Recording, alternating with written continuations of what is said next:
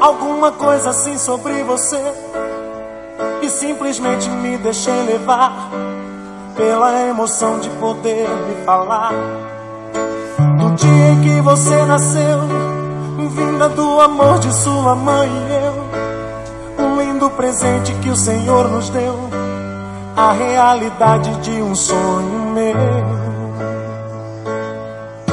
E quando você chorou, Deus me ensinou uma nova canção.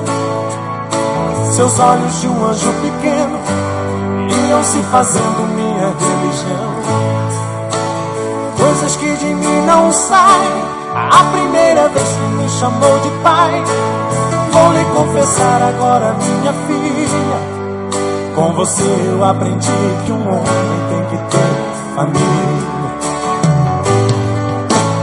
15 anos faz agora, é de alegria que meus olhos choram. Meu pequeno anjo que agora fascina, para mim vai ser sempre minha menina.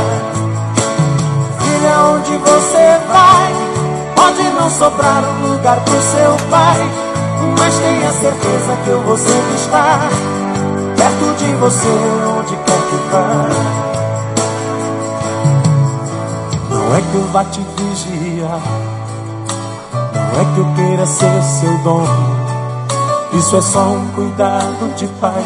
Filha, eu te amo.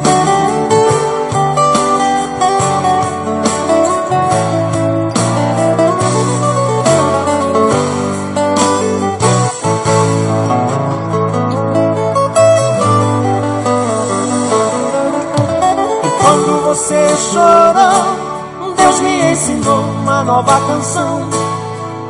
Seus olhos de um anjo pequeno iam se fazendo minha religião.